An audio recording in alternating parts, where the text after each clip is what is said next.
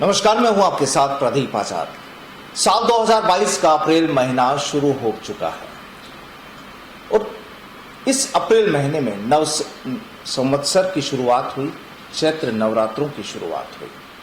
लेकिन इस अप्रैल में अगर ग्रहों के हिसाब से देखा जाए तो इस अप्रैल माह में कई वो चीजें होंगी जो काफी अद्भुत होंगी और जिन्हें जानना बेहद जरूरी है अगर आप ज्योतिष शास्त्र में भरोसा रखते हैं तो। दरअसल इस अप्रैल महीने में कई ग्रह अपनी जगहों को बदलेंगे और जाहिर सी बात है कि जब ग्रह अपनी चाल चलते हैं, अपने घर को बदलते हैं, तो ज्योतिषीय गणनाओं के मुताबिक काफी फेरबदल होते हैं।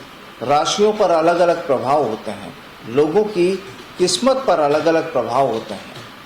अब क्या होते हैं, क्या फर्क पड़ता है जब राशि के ग्रह या ग्रहों का जब परिवर्तन होता है तो फर्क कैसा पड़ता है, किस पर क्या फर्क पड़ता है, किस राशि पर क्या होता है और अच्छा बुरा जो भी होता है होता क्या है, सवाल यही है।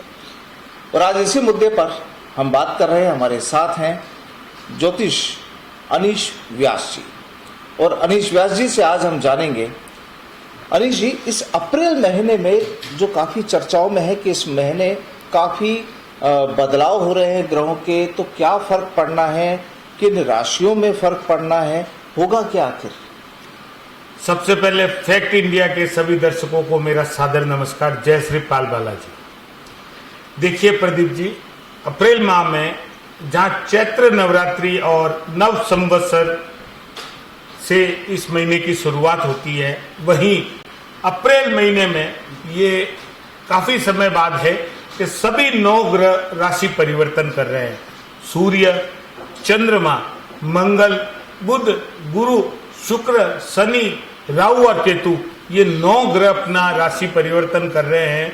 और इसमें तो शनि 30 साल बाद कुंभ राशि में प्रवेश कर रहे हैं और 18 साल बाद राहु और केतु अपना राशि परिवर्तन कर मेष में और तुला में आ रहे हैं।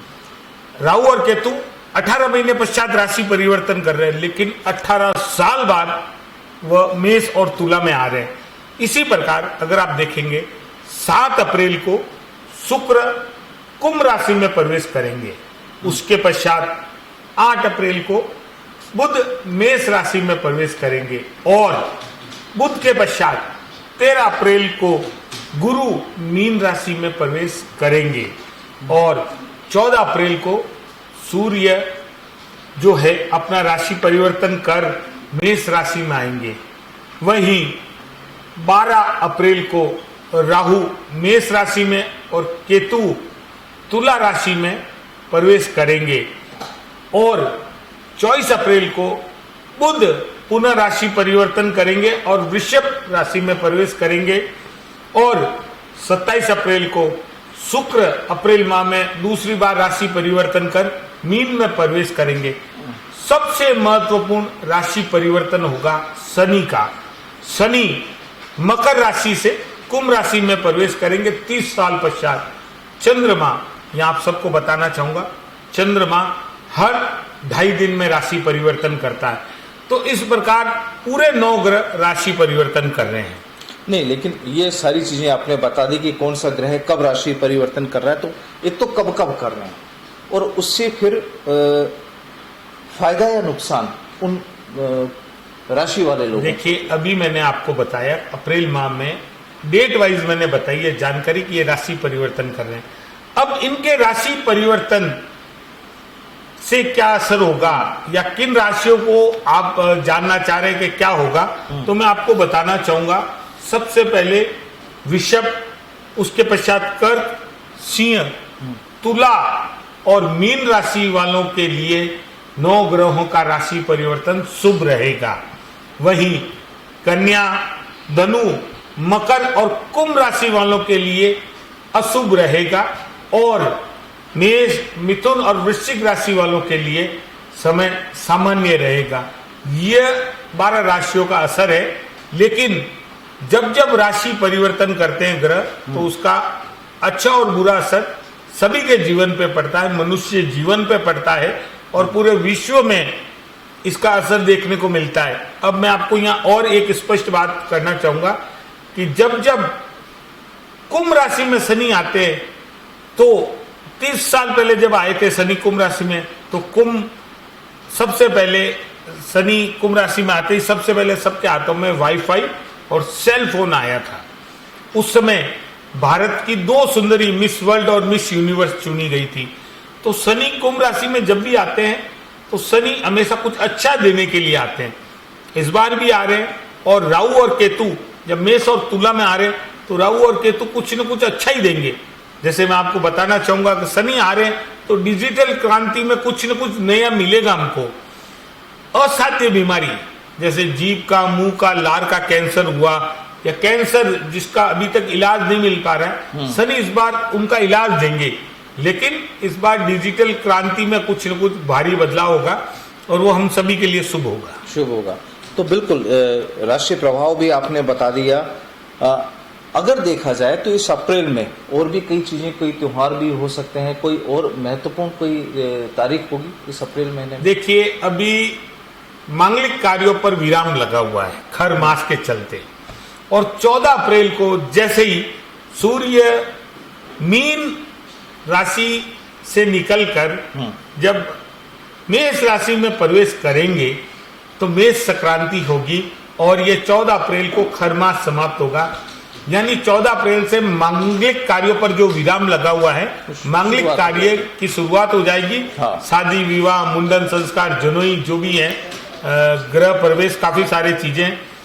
सबसे इंपॉर्टेंट 16 अप्रैल को संकट मोचन हनुमान जी की जयंती है और उस दिन से वैशाख माह के स्नान शुरू हो जाते हैं। जो भी हिंदू धर्म को मानते हैं वो वैशाख में प्रतिदिन सुबह जल्दी उठकर स्नान करते हैं।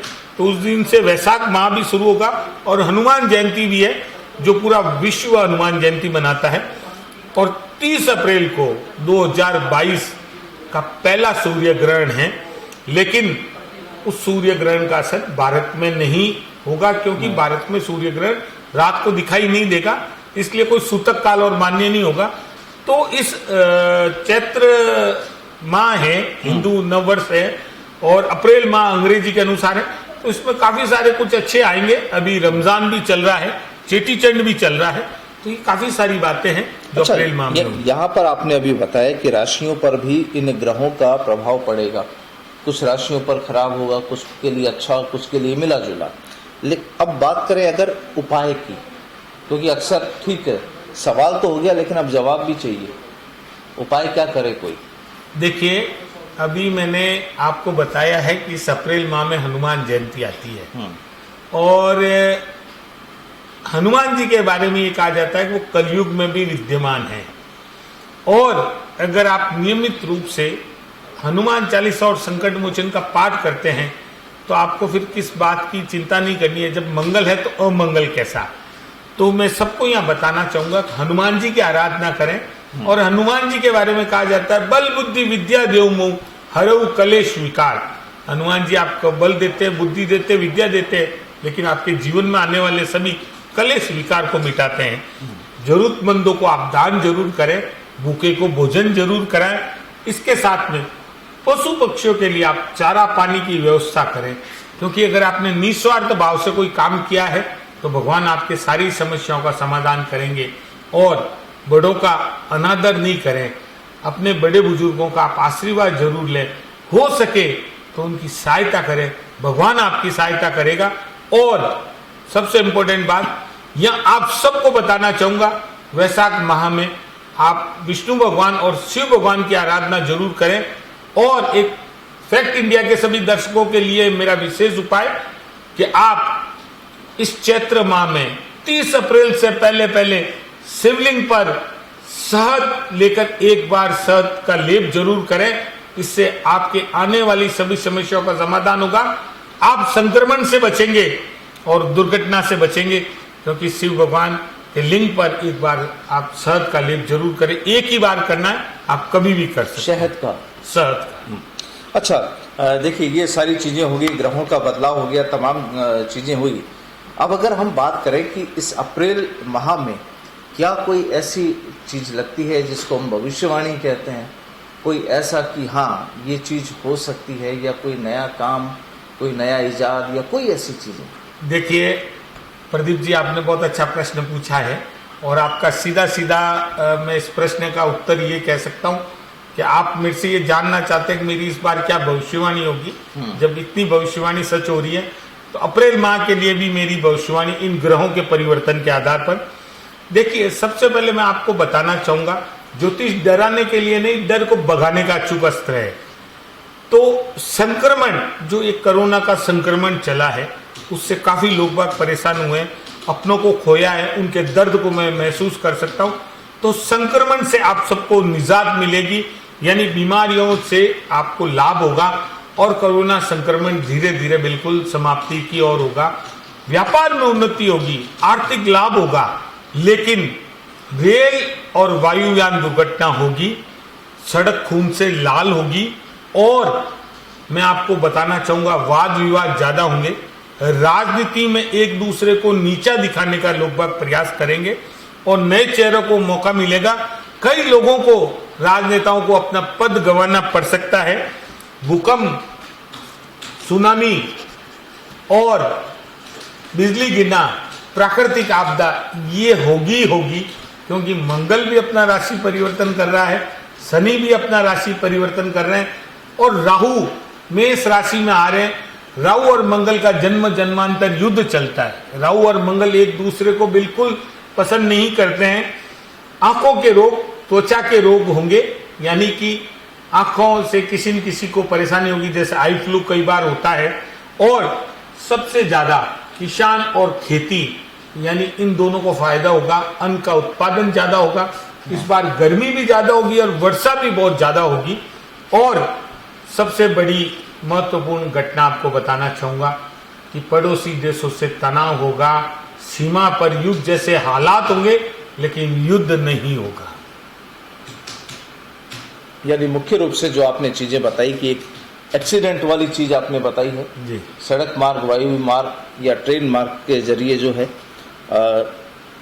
प्राकृतिक आपदा की आपने बात की है। इसमें क्या चीजें शामिल, भूकंप वगैरह और ये चीजें शामिल? देखिए, प्राकृतिक आपदा में भूकंप भी हो सकता बाढ़, है, भूकंप, बाढ़ भी हो सकता है, सुनामी भी हो सकती है, हिंदुस्तान के किसी भी कोने में, कहीं पर भी। मैं विश्व की बात कर रहा हूँ। घटनाक्रम जो है वो विश्व के हिसाब से भविष्यवाणी की जाती है, और मैंने विश्व के अनुसार किया है। लेकिन कुछ बातें मैंने भारत के हिसाब से भी बोली है, जैसे पड़ोसी देशों से तनाव होना, राजनीतिक पार्टियों के लिए जो मैंने बोला है कि नए चेहरों को मौका मिलेगा, वाद विवाद ज्यादा होंगे, एक दूसरे को नीचे दिखाएंगे। एक और महत्वपूर्ण आपके फैक्ट इंडिया पर भविष्यवाणी कर रहा हूं, भारत के किसी महत्वपूर्ण व्यक्ति की निधन की सूचना हम सबको मिलेगी, वो हमारे लिए बहुत दुखद होगी अप्रैल माह में। खैर, हम सभी से दुआ यही करते हैं कि ना प्राकृतिक आपदा आए, ना किसी का निधन हो, ना कोई एक्सीडेंट हो, और ना ही कोई युद्ध जैसी तस्वीर बने। लेकिन जो अनीश व्यास जी की जो भविष्यवाणियां हैं वो भी देखनी होगी कि इस अप्रैल माह में जब इतना बड़ा एक भविष्यवाणी जब की जा रही है, तो जाहिर सी बात है कि ज्योतिष में रुचि रखने वालों के लिए ये एक अहम चीज कि इस अप्रैल माह में किस तरीके से ग्रहों की चाल बदल रही है, ग्रहों के ठिकाने बदल रहे हैं, और इन ठिकानों की और चाल बदलने की वजह से जो राशियों में परिवर्तन होता है, जो राशि के जो लोग हैं, किसी को फायदा, किसी को नुकसान, या किसी को मिला जुला। लेकिन उपाय भी अनीश जी ने यहाँ पर बता ही दिया है कि वाकई ईश्वर की अगर आराधना की जाए, हनुमान जी की आराधना की जाए, और शिवलिंग पर जो शहद चढ़ाने की जो प्रक्रिया बताई गई, तो संभावना है कि काफी कुछ ईश्वर इन चीजों को देखता है और राहत मिल सकती है। बहरहाल, फिर जल्दी मुलाकात होगी अनीश व्यास जी के साथ एक नए विषय के साथ। फिलहाल नमस्कार अनीश जी, बहुत बहुत धन्यवाद आपका। धन्यवाद, नमस्कार।